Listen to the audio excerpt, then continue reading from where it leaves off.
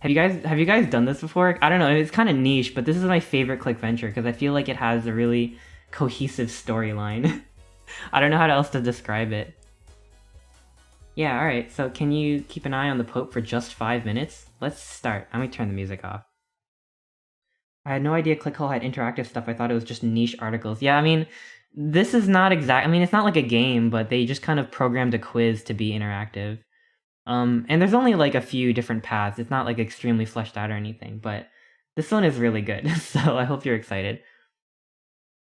2 months ago, you came to Europe looking for adventure.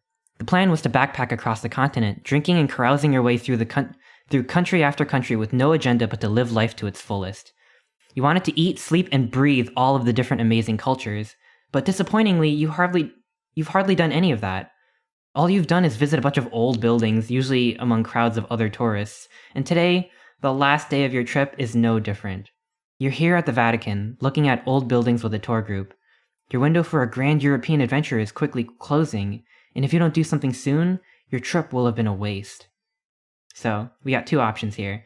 Do we break from the tour group and go exploring on our own, or do we do calisthenics? Ooh, let me zoom in a little bit since it might be hard to see. There we go, much better. So, I'm gonna say let's do calisthenics. Cause, I don't know, I mean, I don't even know what that is. What? No, doing calf raises in public does not count as adventure. Try something else. Okay. What is calisthenics? I guess calf raises and other, like, stretches or something. Maybe we can spit on the lady next to you. That's an adventure. What? Jesus, what the hell is wrong with you? That lady did absolutely nothing to you. What kind of psychopath spits on a stranger in a church? Well, the good news is that you're finally going to get the big European adventure you wanted. You got arrested and now you're being taken to a weird foreign jail. Have fun, you fucking lunatic. Start over. So, let's, I guess we gotta break from the tour group and go exploring on our own. We're looking for adventure right now. You sneak away from the tour group and begin wandering through the Sistine Chapel. Against better judgment, you duck beneath a couple of velvet ropes and tiptoe through some unauthorized areas before finding yourself at the mouth of a mysterious, dimly lit corridor. Do we want to proceed with caution, or do we want to noisily barrel down the hallway like a scared gorilla? Let's, I don't know, let's proceed with caution. Gorilla? Okay, everyone's saying gorilla, so we'll do gorilla.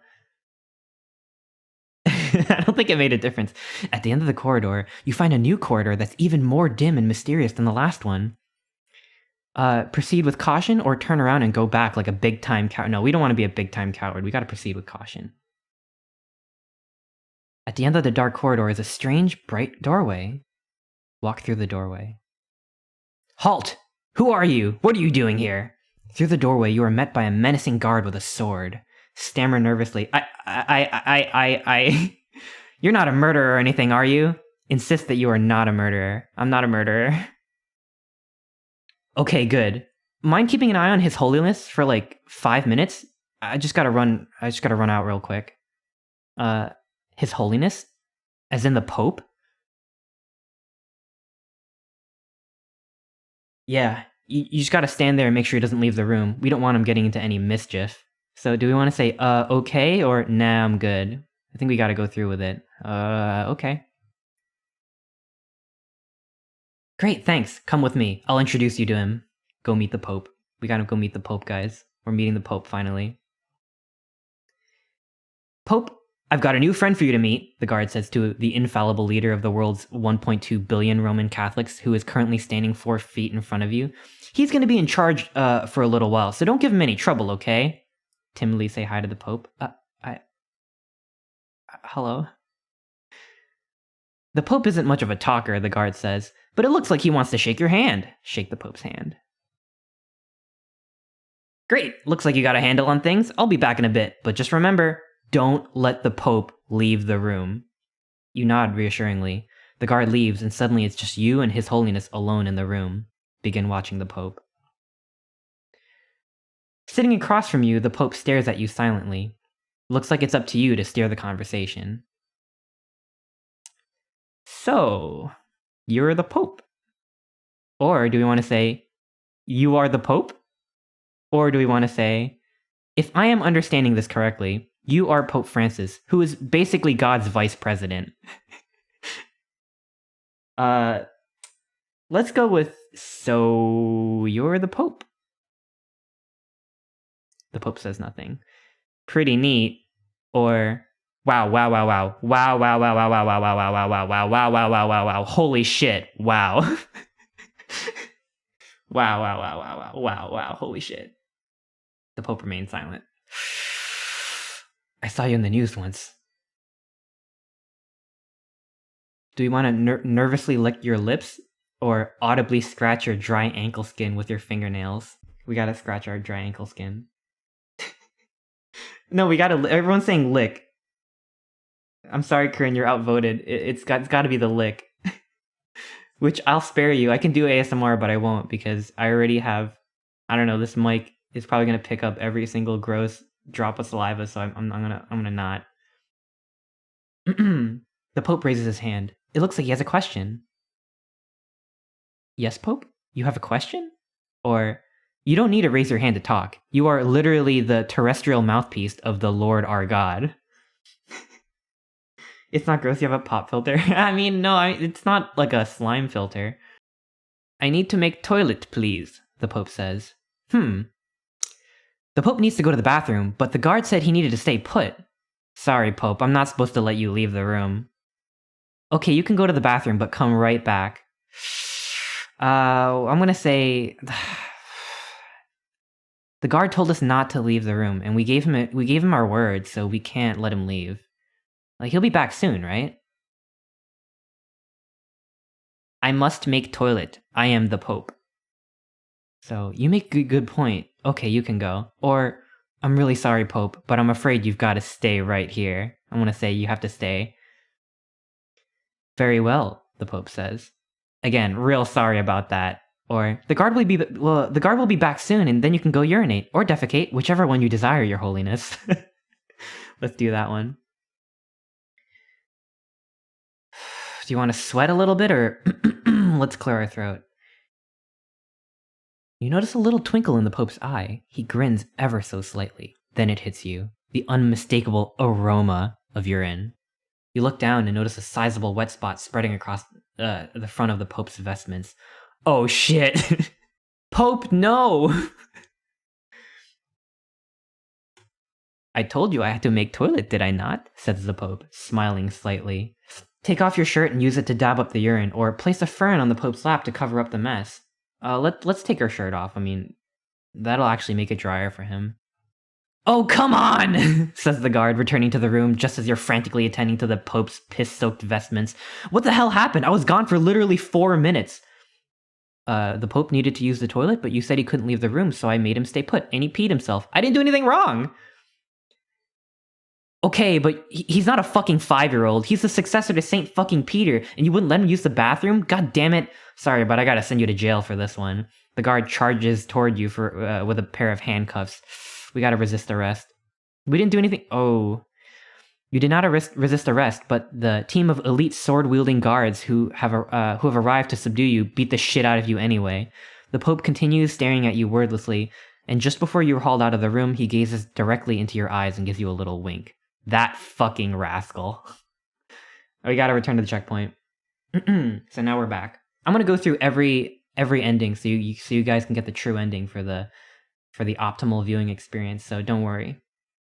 I need to make toilet, please, the Pope says.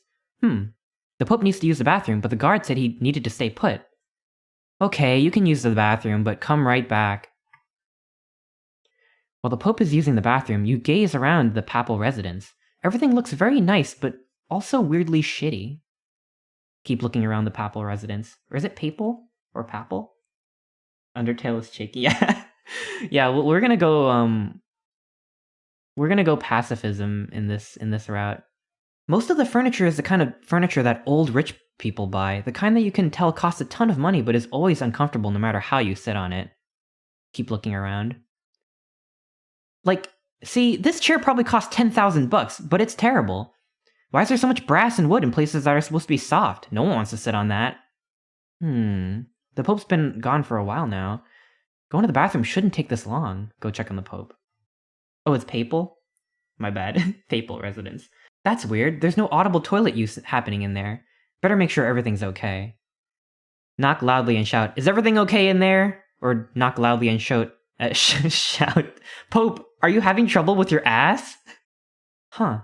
No response. What if he died? That'd be awful.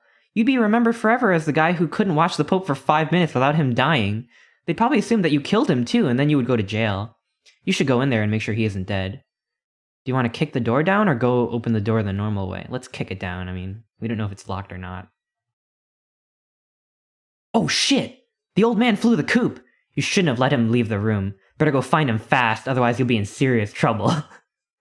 Let's take a minute and mull over our options.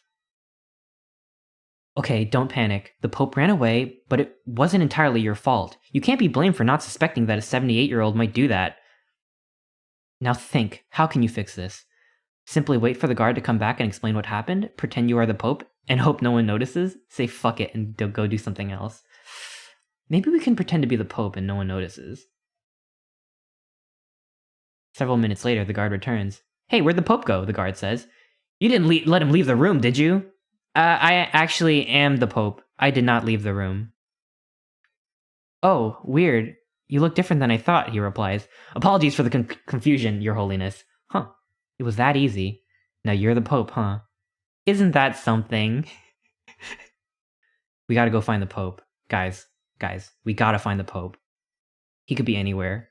There's no time to spare. You run out to St. Peter's Square hoping to find the Pope, but you can't see him anywhere. You check the ground for fresh scat, but you find nothing. It's like a hunter in the woods, just like finding tracks in the ground, like fresh prints. They were here like 30 minutes ago. This isn't going to be easy. To find the Pope, you're going to need to think like the Pope. Where would the Pope want to be? So we can go to a place with a lot of Bibles, or we can go to heaven. I mean, the Pope's gotta love heaven, right? We gotta go to heaven. Great idea. Heaven is the Pope's favorite place to go when he wants to get away from it all. How would you like to get there? Shoot yourself in the head with a gun? Make a hot air balloon out of garbage bags and float there? Or use the power of prayer to teleport? You blow your fucking brains out with a .41 Magnum, and as expected, you are immediately transported to heaven. Go inside and find the Pope. Hello, and welcome to heaven. The big pile of clouds filled with dead grandmas. I am the Archangel Turok, General Concierge and Guardian of God's many sports trophies. How may I assist you? I am looking for the Pope. Do you know where he is? Or, I would like to see my dead grandma. Let's take a look. I mean, we're in heaven. Here she is, says Turok, gesturing to your beloved Nani. May I assist you with anything else? I'm looking for the Pope. Do you know where he is? I am afraid I cannot disclose this information, says Turok. The Pope is a privileged patron of the Eternal Kingdom, and those who wish to know his location must either consult with God directly, or bite their own penis off as a sign of good faith. Let's consult with God directly.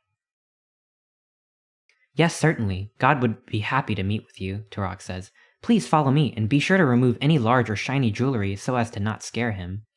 Remove any jewelry and follow the powerful baby. Turok guides you through a series of increasingly wet and narrow tunnels, ultimately leading to a cavernous, empty room where you find yourself face to face with the Lord of all creation, God.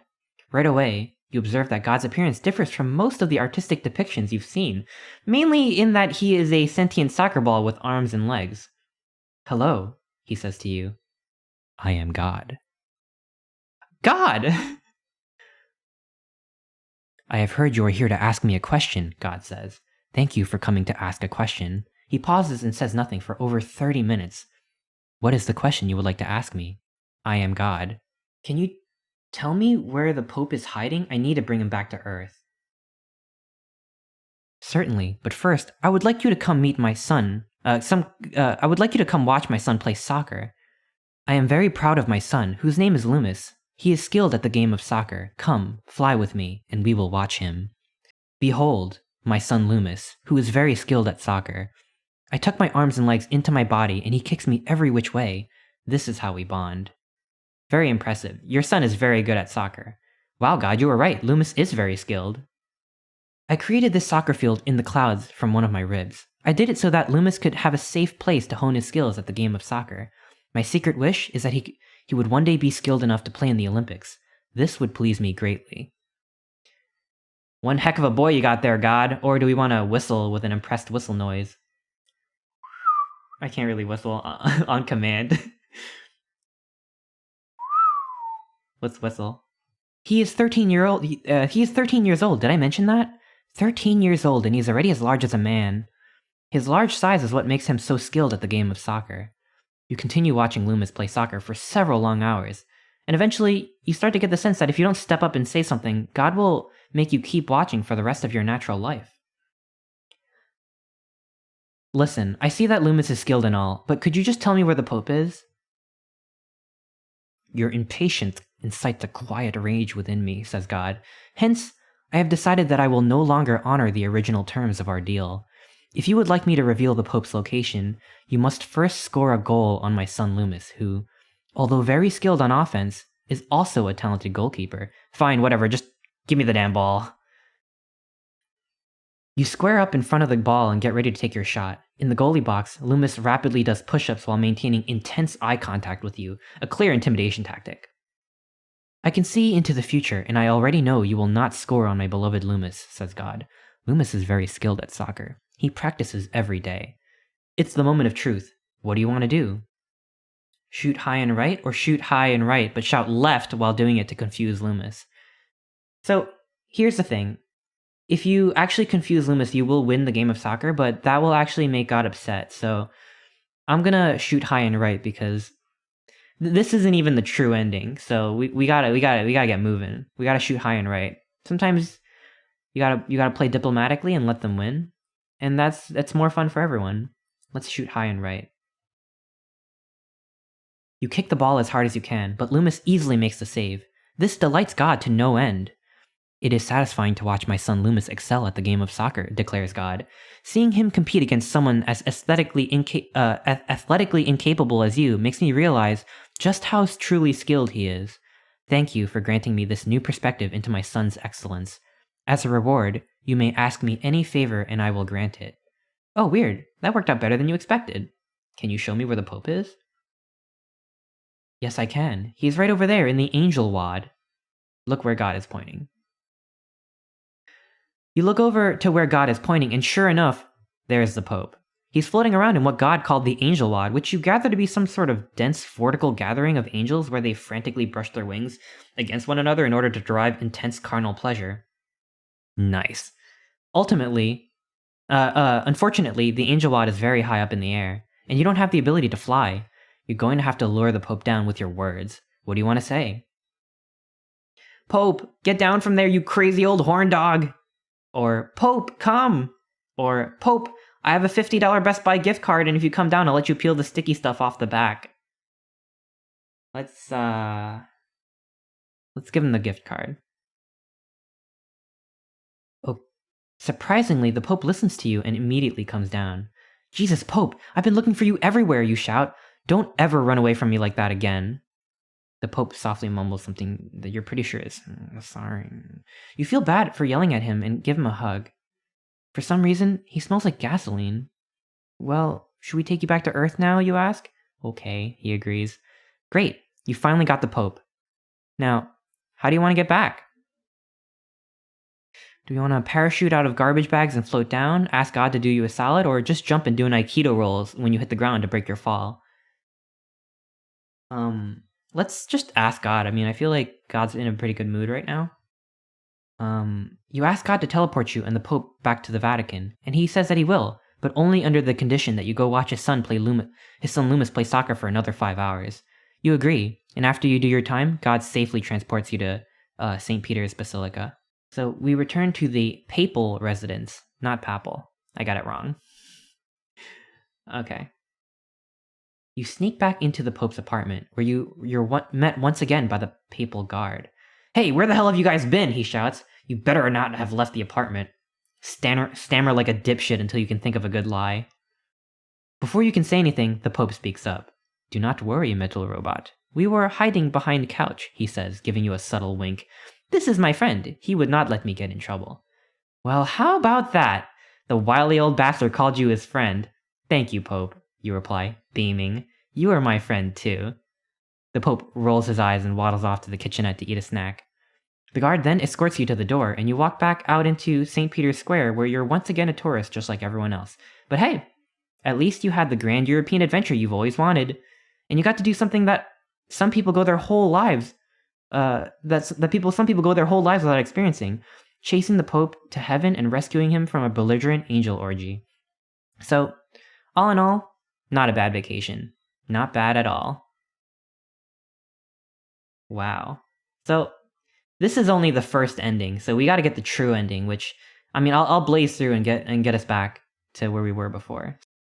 You run out to St. Peter's Square hoping to find the Pope, but you can't see him anywhere. You check the ground for fresh scat, but you find nothing. This isn't going to be easy. To find the Pope, you're going to have to think like the Pope. Where would the Pope want to be? So we gotta go to a place with a lot of Bibles. Yes, of course! The Pope probably wanted to go look at some Bibles, and seeing that the Bible is a book, there's really only one logical place he could have gone. The library. Go inside the library. You enter the library and make a beeline for the librarian's desk. Hi, where is the Pope? You ask her, mimicking the loud, vulgar lilt prevalent among the Italian people. Silenzio! She shouts. She replies in a loud, vulgar lilt prevalent among the Italian people. You don't know enough of the language to decipher what she said, but you have a good feeling that it was, he is over here, to the left. Do we want to kiss her on the lips to say thank you, as the Europeans do, or tuck some cheese curds in her blouse to say thank you, as the Americans do? I'm going to kiss her on the lips to say thank you. That's how they do it in Europe. And now that's a spicy meatball. Go see if the Pope is where the librarian said he was. Sure enough, you spot the Pope exactly where the librarian said he would be. Excellentio! Unfortunately, the Pope spots you too, and as soon as you start walking towards him, he throws a chair through a window and escapes out into the street. Chase after him. You chase the Pope down to the banks of the Tiber River, and just as you're about to catch him, he hops into an idling motor gondola and speeds off into the sunset, perhaps never to be seen again. I am the fast Pope! You hear him shout from far off into the distance. You are the slow Pope! Take a long walk to clear your mind, or go hang yourself out of fresh... We gotta take a long walk. We can't give up right now. We gotta clear our heads. You wander up and down the dark streets for hours trying to piece together how things went so wrong. Eventually, you walk past a small cafe with a television facing out to the street, and something catches your eye. It's you. Your face is being shown on a news broadcast as the man who kidnapped the Pope, which isn't exactly what happened, but given the evidence, you can understand how the conclusion was reached. Before you even have time to worry, you suddenly see bright blue lights glaring at the end of the block, and two police cruisers start barreling towards you, angrily meeping their little horns. Shit. So we got some police cruisers meeping at their little horns, so we gotta run. Book it down the alley. You book it down the alley, but discover that it is, annoyingly, a dead end. At the end of the alley, however, is a large, unassuming wooden door, and while you have no idea where it leads, perhaps it might afford you a quiet place to lay low. The cops are quickly catching up to you, so you had better make a decision fast. Ah, it's a church. Seems like a safe enough place for you to hide out until the Pope's situation cools down a little bit. Oh shit! You walk around the door and stumble upon an old man praying, and it scares the living hell out of you. Do we quietly tiptoe away or say hello? Let's quietly tiptoe away. Halt! Who are you? You shouldn't be here. Oh no. As you are trying to sneak away, the old man spots you and threatens to subdue you with his old gross fist. Whoops, just stopped in for a quick prayer, didn't mean to intrude. Or, don't mind me, I just came in here to hide from the police who believe I have committed a heinous crime. I feel like at this point, we really don't have much to lose, so let's just be honest with him. You're the kid who kidnapped the Pope, aren't you? I saw your face in the news. The old man stares at you distrustfully. You try to maintain eye contact, but are distracted by the way his droopy nipples and withered stomach pouch combine to form a startling likeness of a frowning baby. I didn't kidnap the Pope, I swear. He tricked me and ran away on his own. Or, yeah, I kidnapped the Pope. What's it to you? I feel like at this point, This guy could probably beat me up, so I don't want to act tough on him. Let's be honest. I didn't kidnap the Pope, I swear, he tricked me. Relax, I'm not judging you. We're all guilty of something. And besides, the Pope deserved whatever he had coming. He and his cronies fucked me over royally back in the day. Would you like to hear the story? I don't get many visitors around here, and I'm desperate to talk to another human being. Sure, why not? Oh boy, here we go. Here's the lore. Great, the old man exclaims. You're the first human being I've spoken to in many years. I talk to my vacuum cleaner, Margaret, sometimes, but it's not the same. I make love to her sometimes too, but doing so is extraordinarily painful, much different than with a real woman, I'd imagine. But where was I? Ah, yes! I was going to tell you about the time the Pope and his cronies screwed me over big time. The old man pauses and stares ahead contemplatively, as if revisiting memories of times long past. The year was 1963, and believe it or not, I was the Pope. Pope John the 23rd, they called me. And as a man born to a poor sharecropping family, I was using my pontificate to promote ideas that strayed from the typical regal decorum of my papal predecessors. So-called radical ideas rooted in justice and equality that rankled many of the more lordly members of the church establishment. One day in early June, I gave a sermon at a meeting of the Second Vatican Council in which I professed my very earnest belief that God physically resembles an anthropomorphic soccer ball. This was a revelation that had come to me in a dream. Yahweh showed himself to me, and he was a soccer ball with human legs and human arms but no face whatsoever. This declaration was loudly decried as heresy, and no one was more ardent in his condemnation than a young up-and-coming priest from Argentina named Jorge Bergoglio, whom we all know today as Pope Francis. Within a week of my pronouncement, Jorge and a small faction of equally bitter archbishops had successfully circulated a rumor that I'd fallen ill with stomach cancer and was swiftly nearing death. That gaggle of scoundrels then kidnapped me in the middle of the night and imprisoned me here in this church, warning me that if I ever dared leave, they would leak the humiliating private recordings from a secret meeting between me, Kennedy, and Khrushchev, in which I attempted to mitigate Cold War tensions by doing a very funny yet very racist impression of a Chinese man getting his penis stuck in a Coca-Cola bottle. Jorge and his cowardly crew then announced to the world that I had fatally succumbed to my illness, which allowed them to scoop in and manipulate the Catholic Church to their liking. And in the 52 years since, I have been watching helplessly from the dark, this dark, wretched abbey, a captive to my own shame. I believe you, and I think we should do something about this. Or, I don't believe you, and I think you are insane. You know, I feel like he's telling the truth here. Like, who would just come up with a story like that? So we gotta say we believe him.